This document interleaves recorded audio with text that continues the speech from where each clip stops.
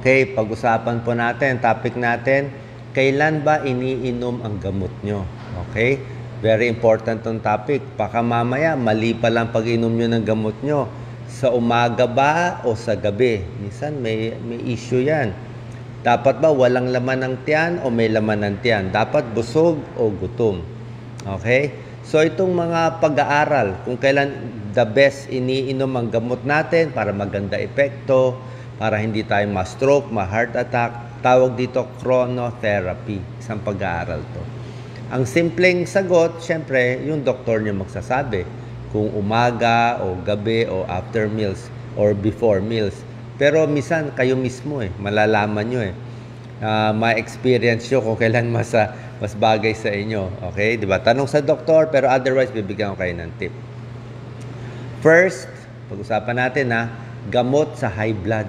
Yan. Kailan ininom ang gamot sa high blood? Ang blood pressure kasi natin, hindi natin alam kailan tumataas, di ba? Normally, ito tumataas ang blood pressure natin pag madaling araw, paggising sa umaga. Paggising sa umaga, 6 a.m., 7 a.m., diyan nagsushoot up ang blood pressure, morning hypertension, diyan nai-stroke at na-heart attack ang tao madalas sa umaga. Pagkagising, sobra excited. Kaya, ang problema dito, pag ganyan nangyayari madalas, kaya ang recommended ng doctors, usually, sa gabi iniinom ang gamot sa high blood. Bakit sa gabi? Pag sa gabi ininom yung gamot sa high blood, para at least paggising niya sa umaga, medyo controlled na siya. Hindi ka ma-stroke sa umaga. Kung maaga mo iinumin, pwede rin. Kaya lang, gumising ka ng 6:30 a.m., inumin mo 7 a.m., na-high blood ka na ng 5 a.m. So, nahuli ka na. Kasi, kailangan maghintay ka pa ng 1 oras, 2 oras bago umepekto yung gamot Kaya usually, sa gabi, iniinom yung gamot sa high blood. Yun ang recommended. Pero kung twice a day, wala tayong choice twice a day. Next, gamot. Paano yung mga with meals or without meals? Sa akin, usually mga high blood, kahit walang meals, okay lang depende sa tiyan nyo Kung di naman sumasakit ang tiyan, kahit walang laman ng tiyan, kaya. Merong gamot na pampaihi. Okay? Merong diuretics na binibigay pang high blood. Di ba? Merong mga pampaihi May mga halo.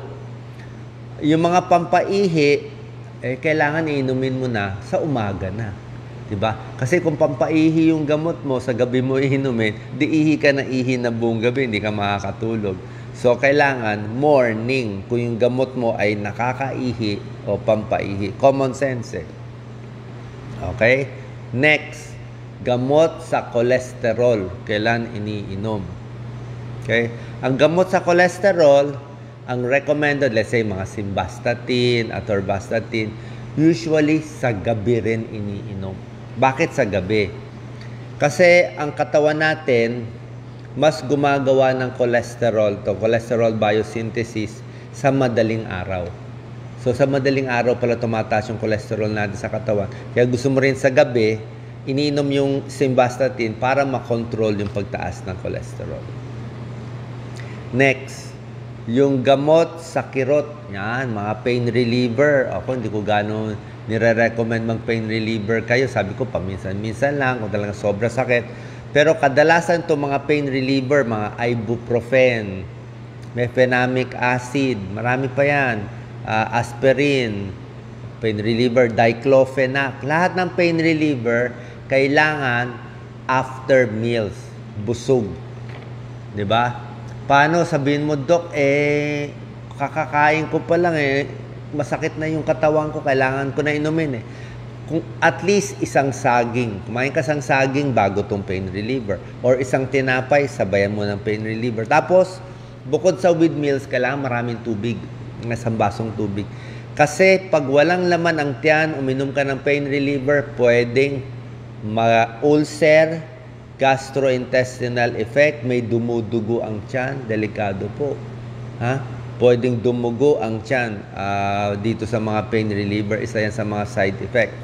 So, dapat after meals. Di ba? Minsan, kulo ng kulo ang tiyan mo Napakahalaga. Next, Paano yung gamot sa diabetes? O, kailan iniinom ang gamot sa diabetes? Okay? Pag diabetes, tulad ng metformin, glycoside, glipizide, at iba pa, usually, iniinom ang gamot ng diabetes sabay sa pagkain mo. Let's say, ang metformin mo twice a day. So, dapat habang kumakain ka ng breakfast, dun mo sasabay yung metformin mo, glycoside mo, glipizide at iba pa. Or sa evening, kung twice habang kumakain. Bakit? Gusto natin blood sugar mo controlled lang eh. Huwag masyadong mataas. Huwag masyadong mababa. So, pag kumakain tayo, tataas ang blood sugar. Kaya gusto mo, isabay mo yung gamot. Yung gamot ang magpapababa ng blood sugar eh. So, habang kumakain ka, ininom mo yung gamot sa diabetes, so hindi masyado tataas ang blood sugar. Paano kung yung iba ayaw mag-breakfast? O, kape lang ininom. Tapos uminom ng metformin, anti-diabetes sa umaga. Ay baka bumagsak naman masyado blood sugar mo, mag-hypo ka, mahilo ka. Diba? Paano kung kumain ka ng marami, tapos hindi mo na timing yung gamot mo, di ang taas naman ang blood sugar mo. Kaya ang payo ko nga sa mga may diabetes, yung kain nyo dapat medyo normal lang. Dapat normal lang. Sabihin, umaga ganito karami, tanghali ganito karami, sa gabi ganito karami. Halos pare-pareho. Para yung dose ng gamot mo, tableta man or insulin, hindi masyado nagloloko yung blood sugar mo. Diba? Small frequent, wag yung hindi kakain sa umaga, sa tanghali, lalamon ng marami. Tapos sa gabi, marami na naman. Magugulo po masisira yung organs natin.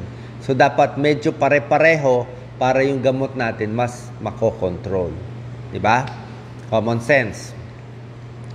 Next, mga may sedative effect. Ito, yung mga antidepressant, alam nyo ngayon yung mga kabataan nakita ko, almost 30% kailangan ng antidepressant. Ganun karami. 30% na kabataan natin kailangan maresetahan o merong depression or anxiety. So, yung mga umiinom ng antidepressant, lumamang antidepressant o yung mga bago, mga SSRI, basta antidepressant, usually nakakaantok. So, pag nakakaantok yung antidepressant, recommended sa gabi para makatulog. Pero minsan, yung palagay natin, yung pasyente nagwawala o yung talagang irritable. Minsan okay lang sa umaga Yun lang buong araw medyo antok-antok siya. At least hindi siya masyadong naninigaw, nagwawala. Pero usually antidepressant, pag once a day lang sa gabi.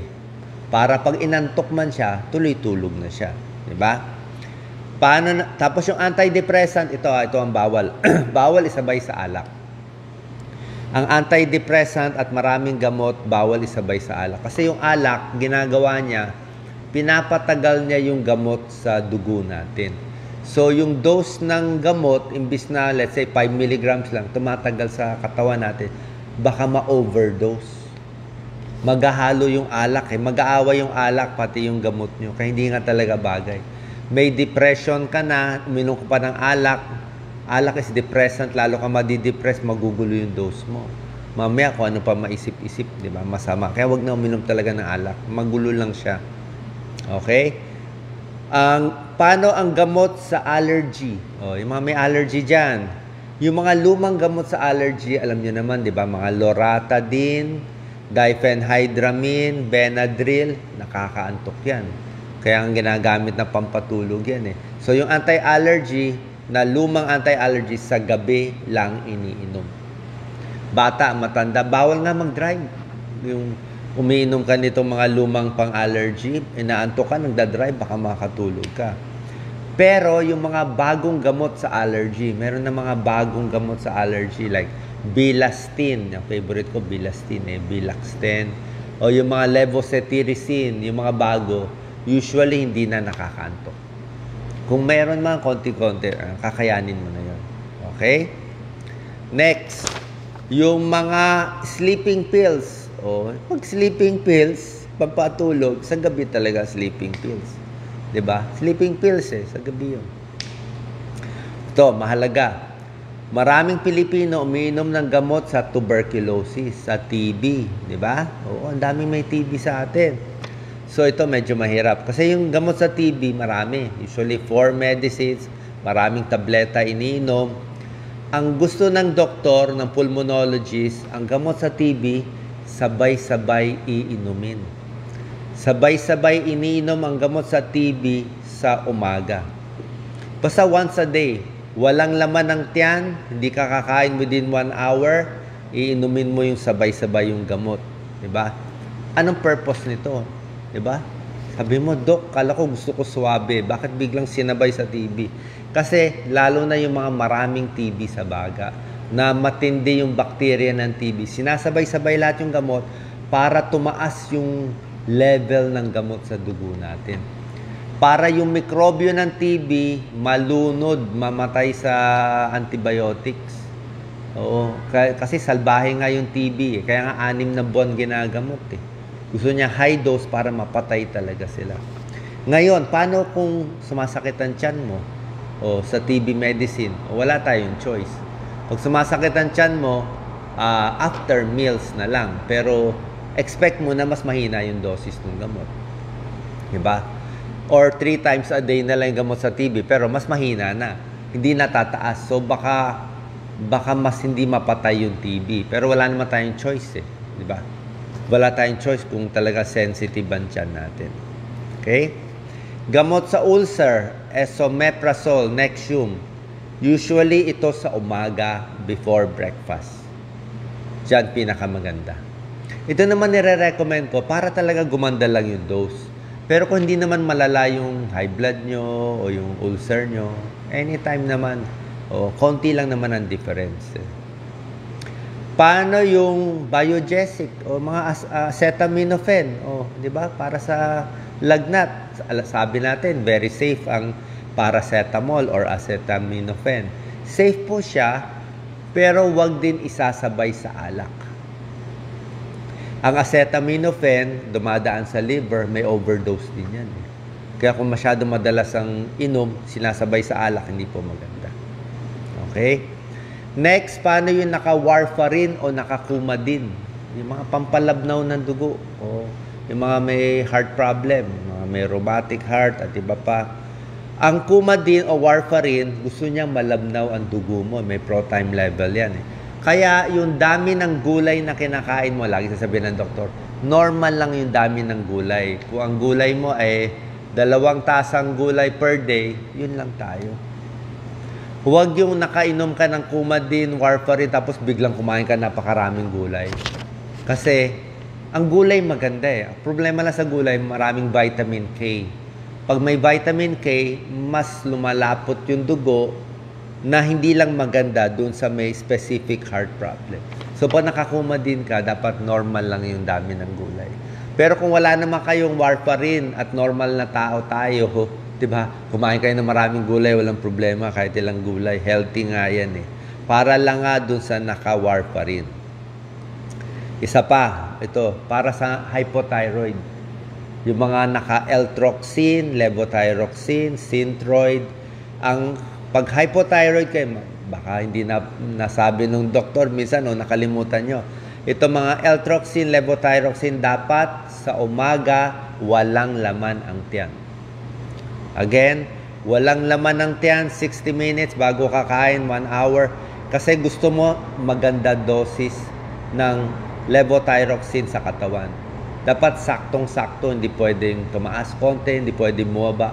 Pag sinabay mo kasi sa pagkain, usually nagugulo yung dose. Okay?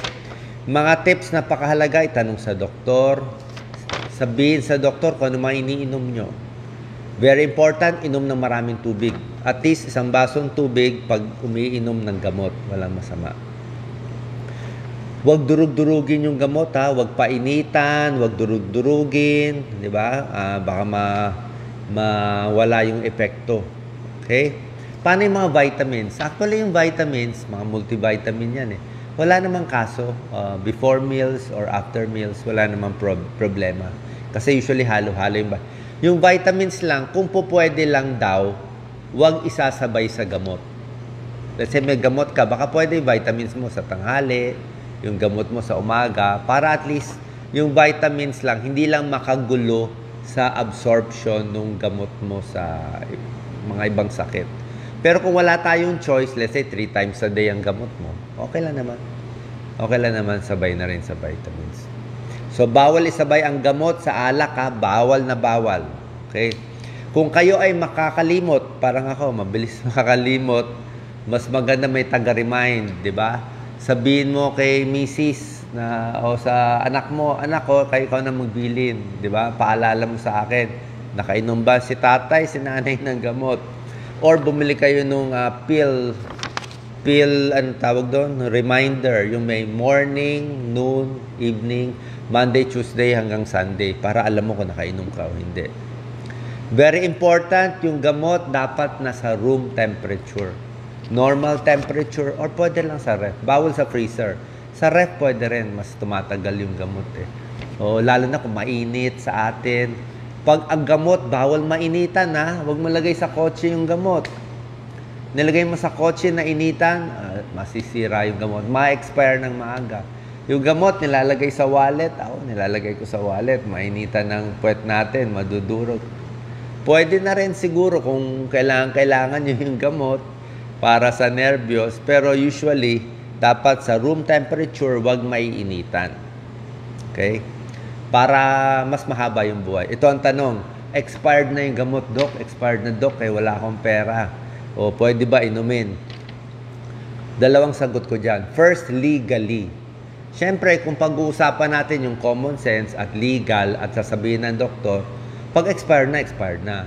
Pag sinabi September ang expiration, October 1 na, expired na siya. Di ba? Na. Yung tinapay, pag tinapay hanggang Friday lang, Sabado na, expired na. Pero, hindi porke lumampas na yung date. Yun ang legal answer. Second, matipid na answer. Ngayon, kung wala kayong pera, nagtitipid, di ba? Usually naman, kahit lumampas na yung date, may epekto pa rin naman yung gamot eh. Siguro, baka hindi na 100%, baka 90%. O pag mas matagal expire, nagiging 80%, 70%. So, may epekto pa rin siya. Pag ininom mo yung gamot mo, kahit expired na, di ba? Pero, nasa sa inyo na yon. Nasa sa inyo na yon. Kung talaga walang pera, wala makakapigil. Yung tinapay, expired na nung Friday, kinain mo nung Linggo, wala pa naman mukhang amag, nasa sa inyo. Diba? Pag nalagay mo naman yung tinapay sa ref, nalagay mo yung gamot mo sa ref, lumampas yung araw, sa tingin ko, a few days, wala namang kaso yon. Pero mas maganda, huwag tayo bumili nung expired, huwag natin hayaang ma-expire yung gamot. Okay? Nasa sa inyo na decision. Ito, isa pang problema, nakalimutan yung gamot. Hindi alam kung nainom o hindi. Pag nakalimot kayo ng gamot today, okay? Anong gagawin sa susunod na dose? Dodoblehin ba? Bawal doblehin eh. Oo. Siguro sa antibiotics, nakalimutan mo sa umaga, pwede mo pa ihabol. Pero pag nakalimutan mo yung gamot sa high blood, sa diabetes, bawal doblehin. Ma-overdose kayo. Ma-overdose kayo. 1 dose lang. Ha? Kaya nga huwag kalimutan. Okay? Paano kung nakalimot ka? Ito, last na lang. Like ako, nakalimutan ko yung gamot ko. Nakainom ba ako? Hindi ako sure.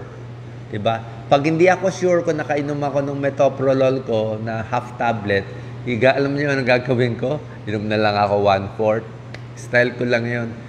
Kung talagang hindi ako nakainom ako ng 1/4. Ay, kung talagang nakainom ako, naka 1/2, di lalampas lang ako konti. Either lampas ako konti sa gamot o kulang ako konti. At least meron ako konting gamot para protected ako for the day. Style ko lang naman yon. Okay? Sana po nakatulong tong tips natin sa tamang pag-inom ng gamot, tamang pag-prepare. Ingatan natin gamot natin. Dapat hindi expired, doon lang tayo sa tamang dose. Last na lang, paano yung mga masela ng tiyan? Like me. Laging may ulcer, laging masakit ang tiyan natin. Ngayon, kung maselan ang tiyan nyo, wala tayong choice after meals talaga. Oo. Like yung mga antibiotics pala, usually antibiotics after meals. Oo. Pero minsan sinasabi, dapat nga before meals. Pero ako, pag hindi nyo kaya, kaysa ma-ulcer, mabutas ang tiyan, okay na after meals. Ang pinaka-problema lang naman doon ay baka mas humina lang yung dose eh. Anyway, kung hindi naman ganun katindi yung bakteriyang kalaban mo, kung hindi naman ganun katindi yung tonsils mo, o kung hindi talaga life-threatening, ay kahit with meals, tatalunin mo naman yung mga mikrobyo sa katawan natin. Okay? Share po natin to, napakahalaga, ang tamang pag-inom ng gamot, umaga o sa gabi. Nakita nyo na, tinuro ko na sa inyo, lalo na sa high blood. Yung sa high blood pala, maganda monitor nyo blood pressure nyo. Kailan ba tumataas? Kung talagang tumataas sa umaga talaga yung BP nyo, tanghali, pwede sa umaga mo inom yun.